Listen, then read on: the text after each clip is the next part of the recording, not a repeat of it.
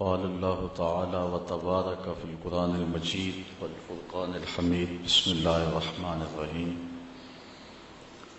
الحمد لله رب العالمين الرحمن الرحيم مالك يوم الدين إياك نعبد وإياك نستعين اهدنا الصراط المستقيم صراط الذين أنعمت عليهم غير المغضوب عليهم ولا الضالين آمين. صدق الله مولانا العظيم وصدق رسوله النبي الكريم الرؤوف الرحيم. اللهم نور قلوبنا بالقرآن وزين أخلاقنا بالقرآن وادخلنا الجنة بالقرآن ونجنا من النار بالقرآن. قال الله تعالى وتبارك وتعالى في شان حبيبه مخبرا وآمرا إن الله وملائكته يصلون على النبي يا أيها الذين آمنوا صلوا عليه وسلموا تسليما.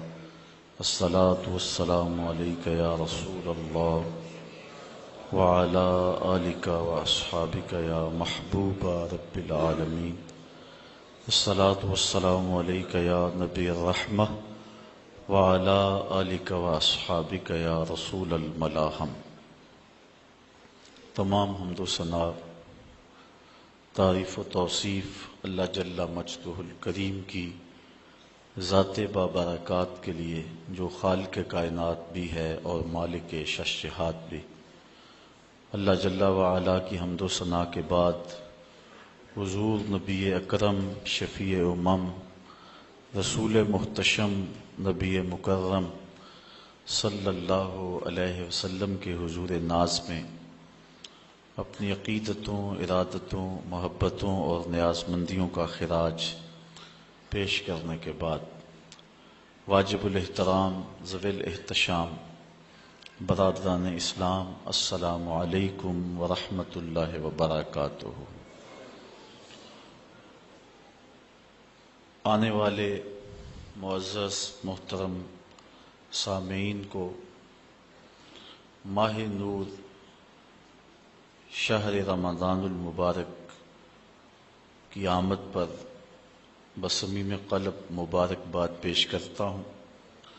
اللہ تعالیٰ جل شانہ ہمیں اس ماہ نور کی برکتیں نصیب فرمائے. زندگی میں ایک بار موقع مالک نے پھر نصیب کیا کہ اس شہر نور کی ماہ مقدس کی بہاریں نصیب ہوئیں. صلاۃ التراویح، سحری افطاری اور ذکر و اذکار، درس قرآن کے لطف دوبارہ نصیب ہوئے.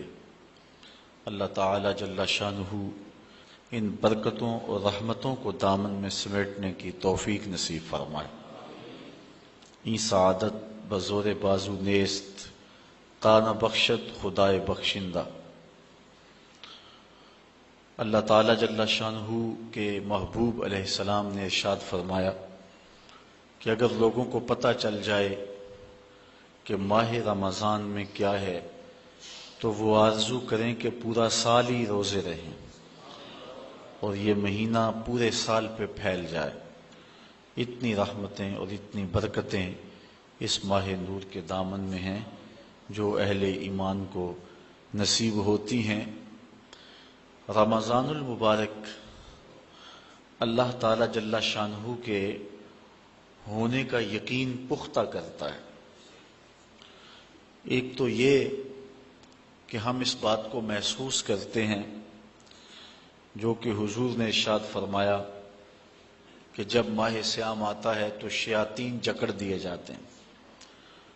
سلسلۃ الشیاطین. تو ہم اپنی آنکھوں سے دیکھتے ہیں وہی محلے، وہی گلیاں، وہی بازار، وہی شہر، وہی بستیاں، وہی دیہات اور قریے ہوتے ہیں. لیکن جو ہی ماہ صیام کا چاند طلوع ہوتا ہے مسجدوں کے دروازے کھل جاتے ہیں اور محبتوں کا ہجوم ہوتا ہے.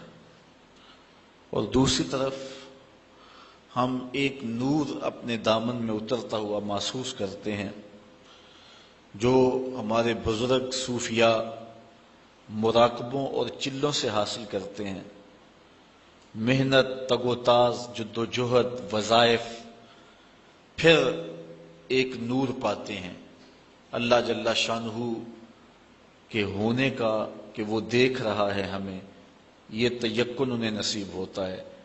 لیکن ماہ صیام میں یہ نور بارش کی طرح برستا ہے۔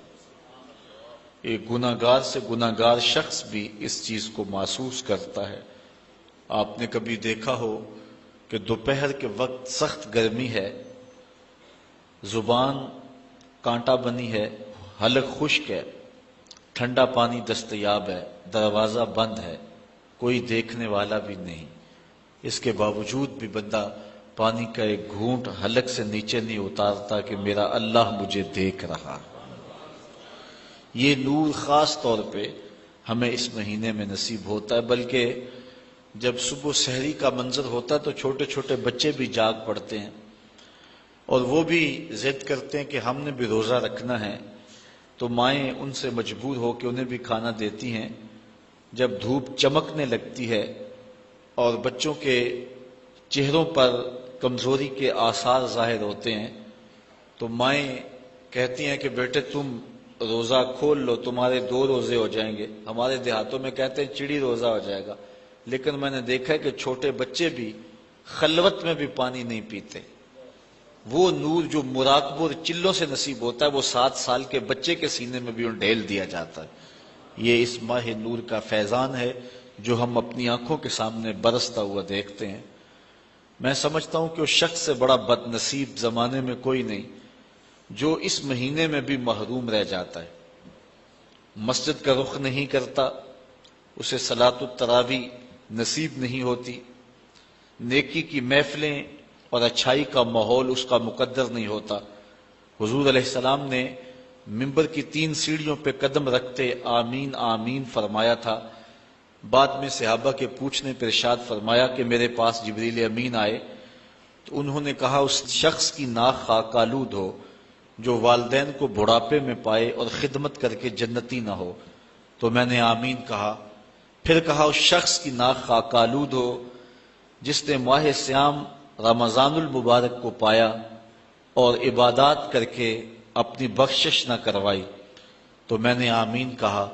تو جبریل امین نے پھر جب میں نے 3ری سیڑھی پہ قدم رکھا تو کہا اس شخص کی ناک خاک آلود ہو جس کے سامنے آپ کا ذکر کیا جائے وہ آپ پہ درود نہ پڑے، تو میں نے آمین کہا۔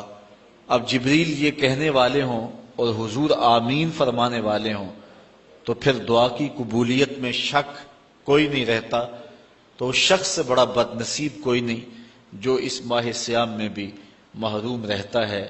اللہ تعالی ہمیں، ہمارے گھر والوں کو، ہمارے عزیزوں کو، اقربا کو، بلکہ پوری امت مسلمہ کو اس ماہ نور کی برکت نصیب فرمائے اور ہم میں سے رحمتوں کے اس موسم برسات میں کوئی شخص بھی محروم نہ رہے۔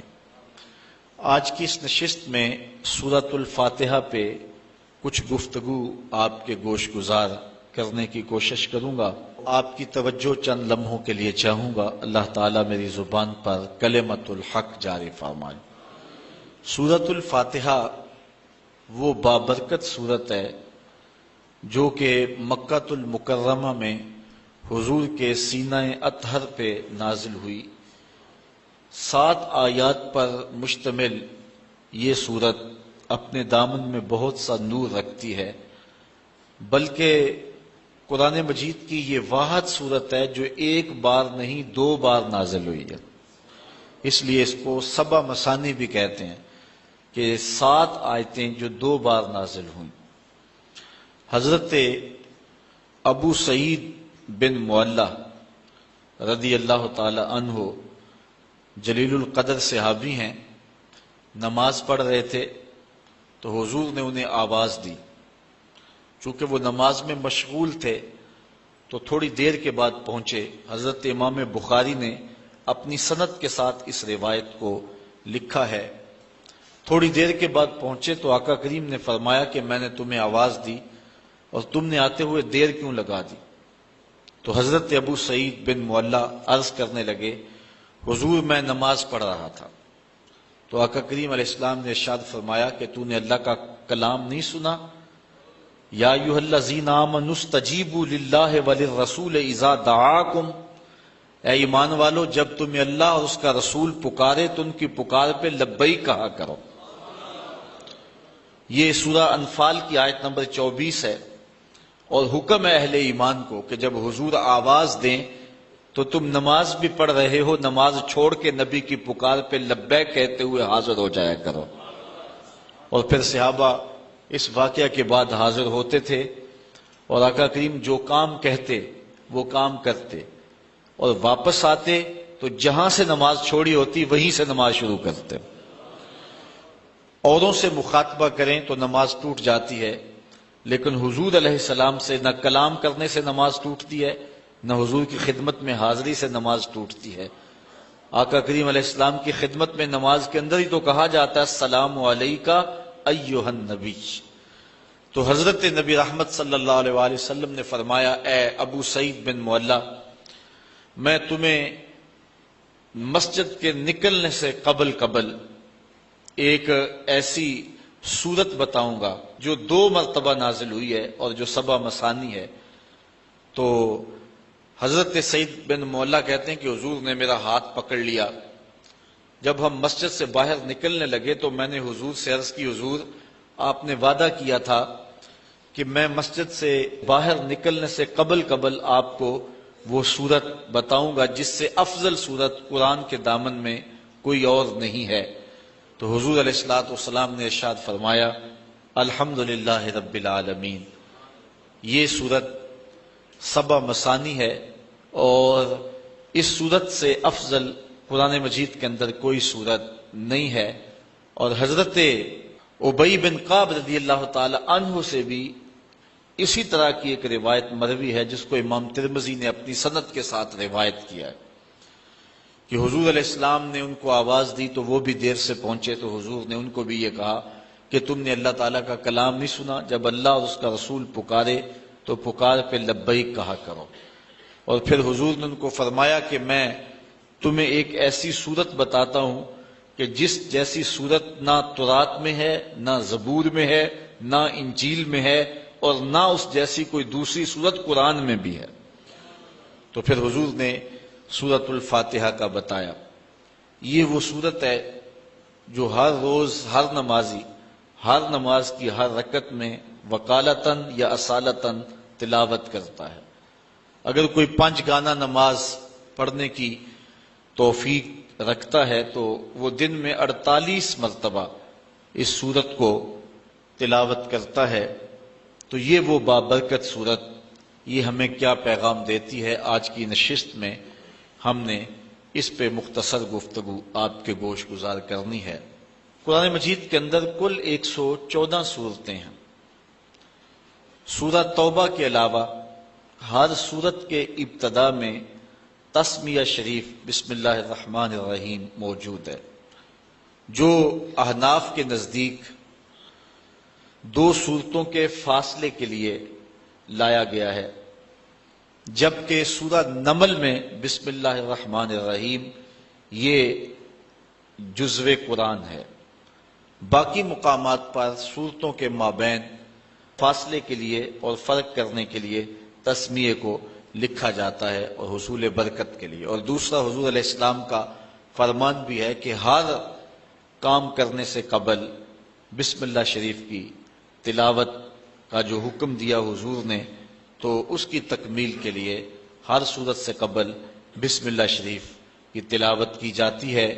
اسی لیے احناف نماز کے اندر تسمیہ کو سرن پڑھتے ہیں، جہرن نہیں پڑھتے، اس لیے کہ یہ جزو صورت نہیں ہے۔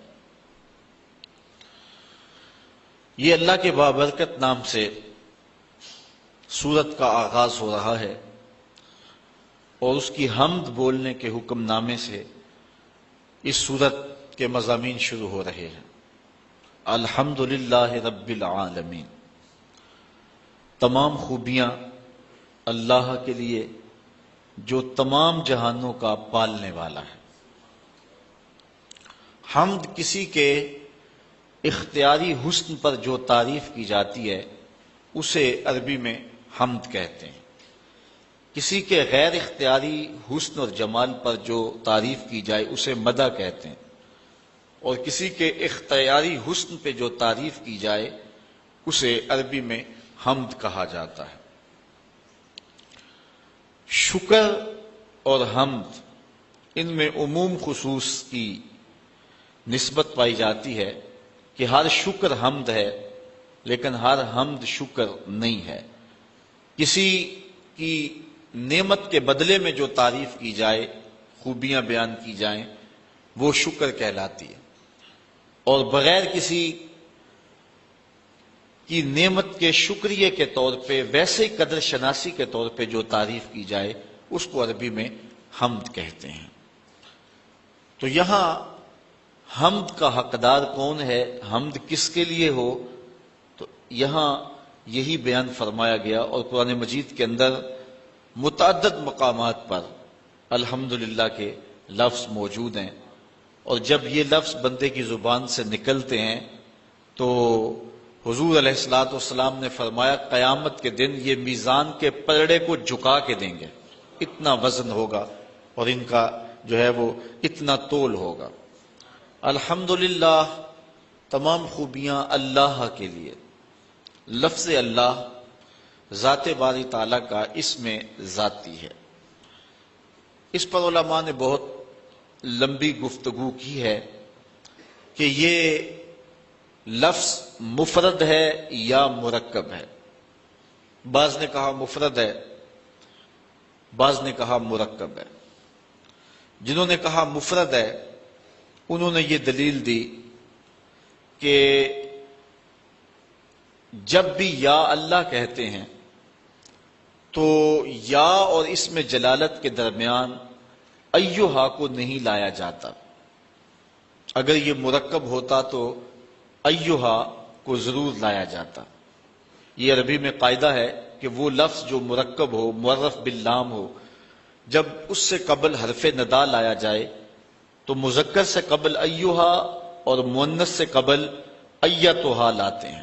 جس طرح یا ایہا الرسول، یا ایہا النبی، یا ایہا المزمل، یا ایہا المدثر، تو یہاں مزمل کے اوپر یا مدثر یا النبی کے اوپر الف لام ہے، تو یا اور معرف باللام لفظ کے درمیان ایہا لائے، اور اگر مؤنث ہے تو ایتھا لائیں گے، یا ایتھا النفس المطمئنہ، وہاں ایتھا ہے، اور یہاں یہ لفظ نہیں لایا گیا، اور اگر اس کو لایا جائے تذکیر و تانیث کے لحاظ سے تو کفر ہوگا، لہذا یہ لفظ مفرد ہے، مرکب نہیں ہے۔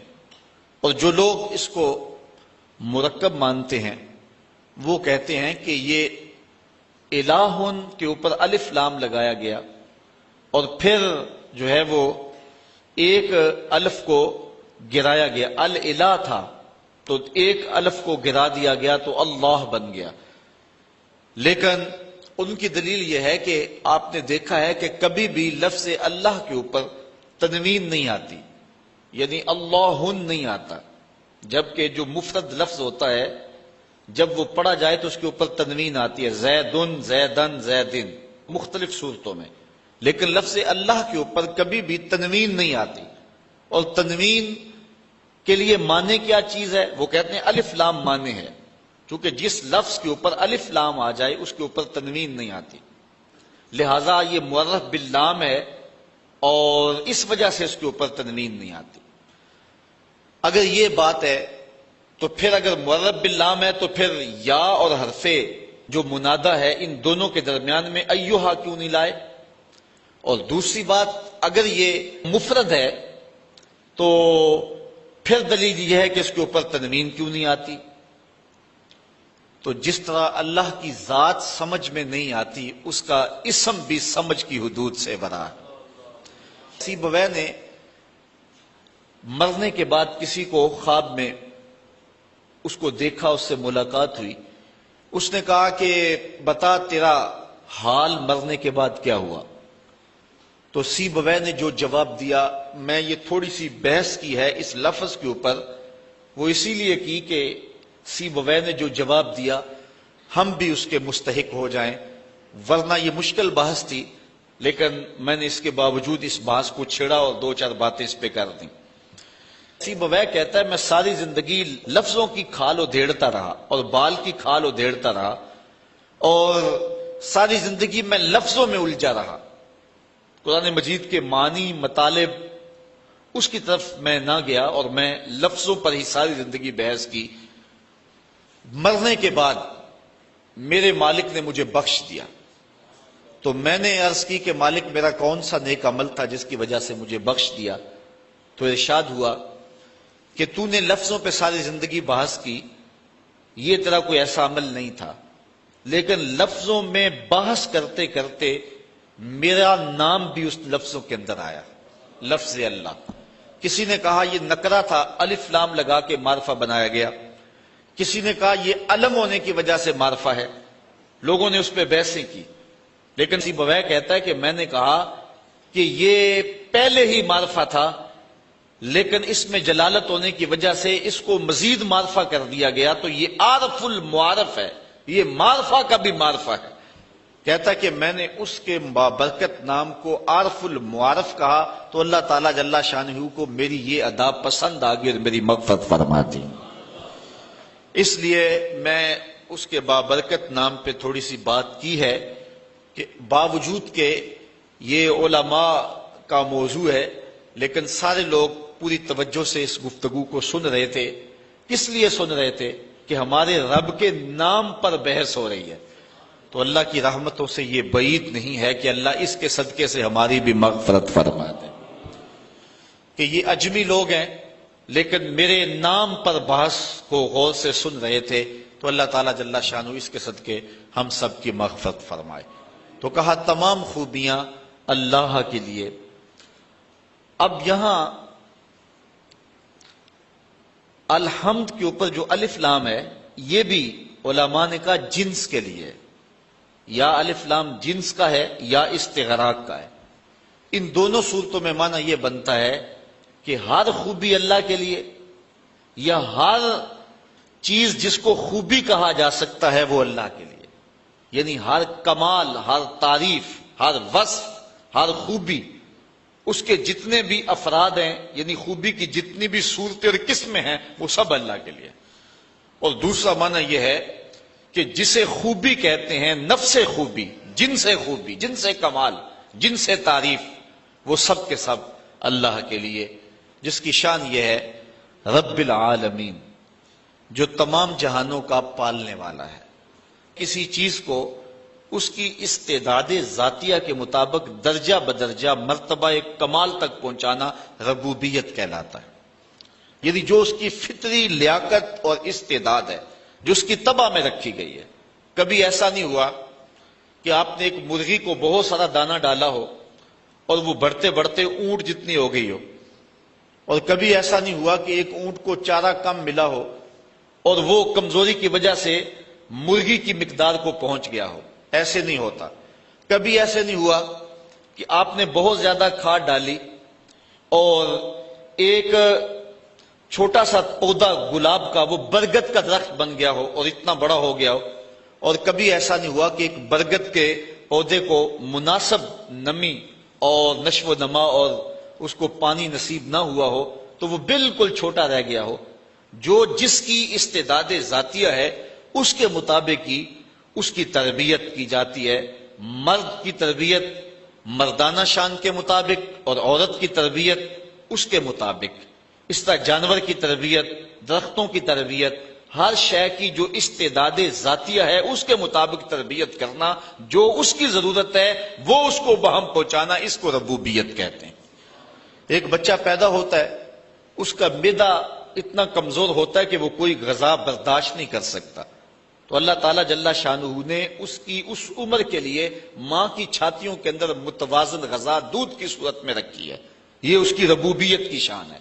اور آپ دیکھتے ہیں کہ بچہ ہر شے آ کے سیکھتا ہے، اس نے بولنا کیسے ہے، چلنا کیسے ہے، سمجھنا، یہ ساری چیزیں وہ دنیا پہ آ کے سیکھتا ہے، لیکن دودھ ماں کی چھاتی سے کشید کیسے کرنا ہے یہ بچہ سیکھ کر کے آتا ہے۔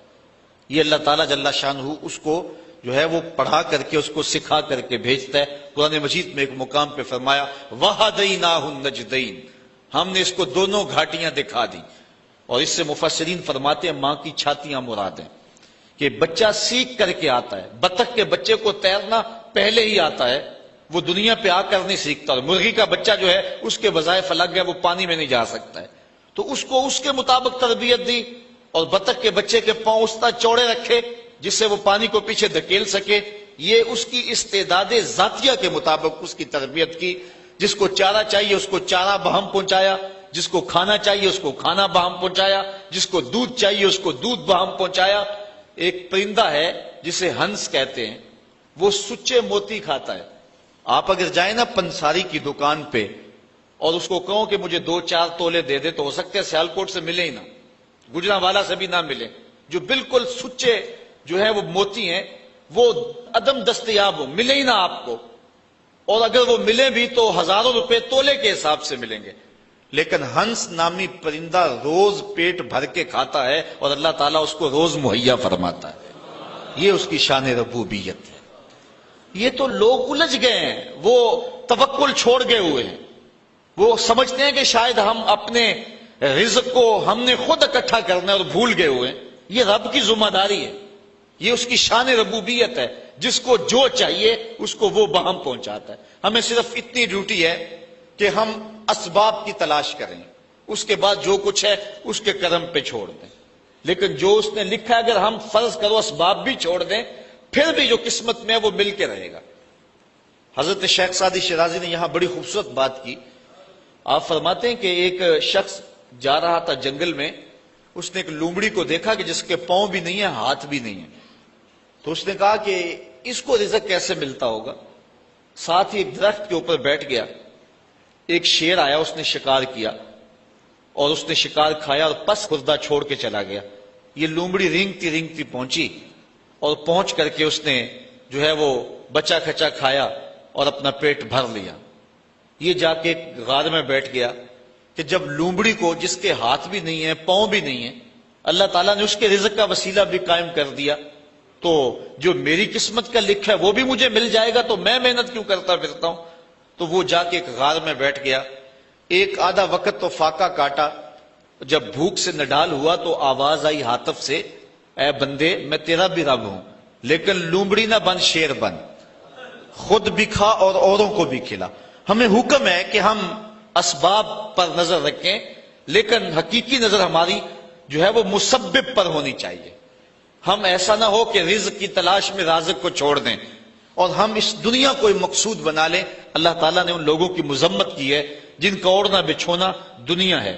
ارشاد فرمایا کہ جو ہے وہ لوگ الذی جمع مالا وعددہ یحسب ان مالہ اخلدہ کلا لینبذن فی الحطمہ وما ادراک ما الحطمہ نار اللہ الموقدۃ التی تطلع علی الافئدہ۔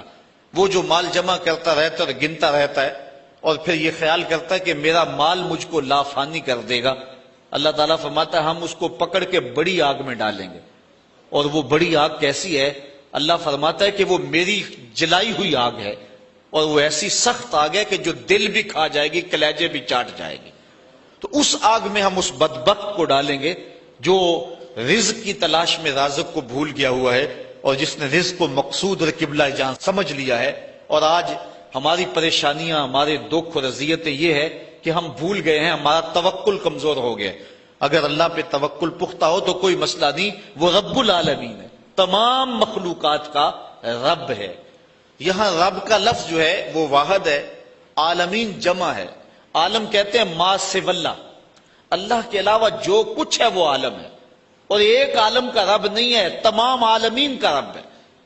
پرندوں کا بھی رب وہی ہے، درندوں کا رب بھی وہی ہے، چوپایوں کا رب بھی وہی ہے، چڑیوں کا رب بھی وہی ہے، جو پانی میں تیرنے والے، زمین پہ رینگنے والے، ہواؤں میں اڑنے والے، حتیٰ کہ آگ کے اندر پرورش پانے والے، اور انسانوں، جانوروں، حیوانوں، بہائم، ہر ایک کا رب وہی ہے۔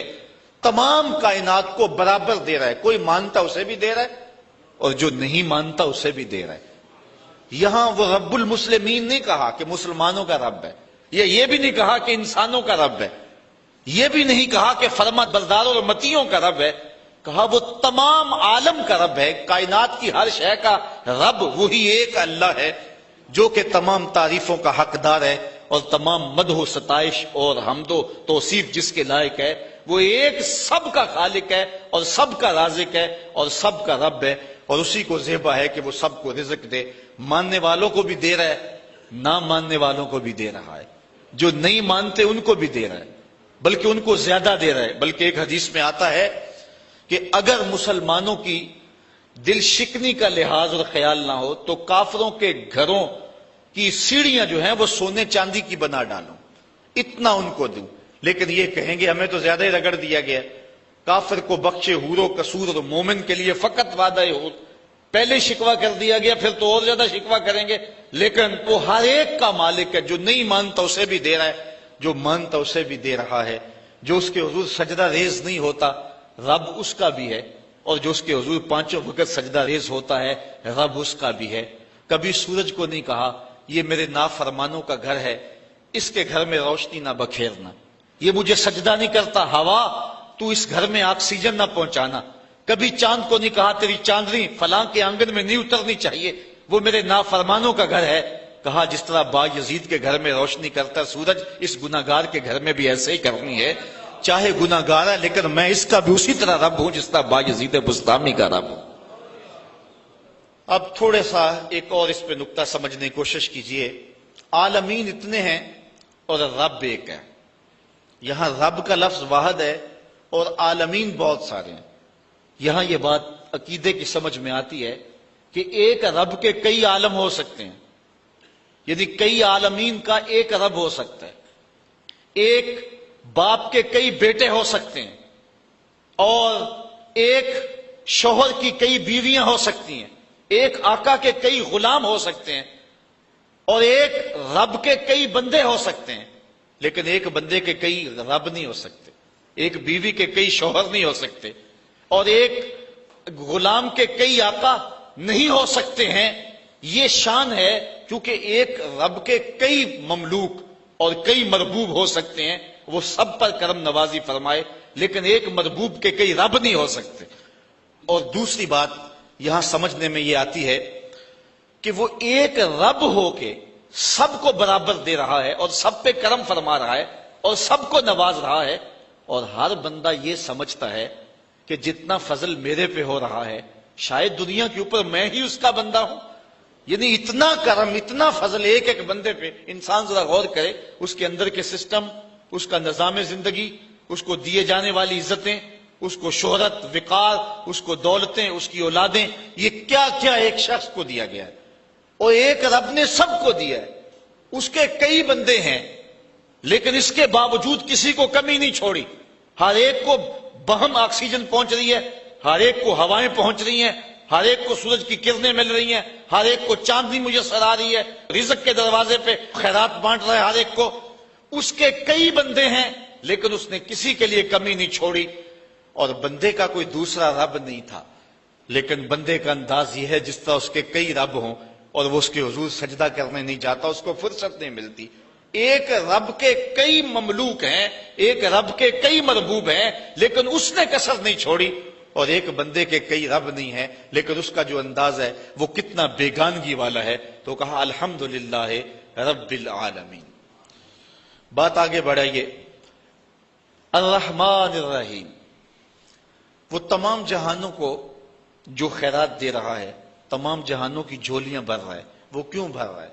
مجبور نہیں ہے، کسی احسان کے بدلے میں نہیں دے رہا، مستقبل میں بندوں کی ضرورت نہیں ہے، تو پھر اتنے بندوں کو، اتنی مخلوقات کو جس میں جن بھی ہیں، جس میں حشرات الارض بھی ہیں، چوپائے بھی ہیں، اتنا کیوں نواز رہا ہے؟ اتنا نواز رہا ہے، کیوں نواز رہا ہے؟ کوئی غرض ہے نہیں، کوئی مقصد ہے نہیں۔ الرحمن الرحیم، محض اپنی رحمت سے کرم فرما رہا ہے۔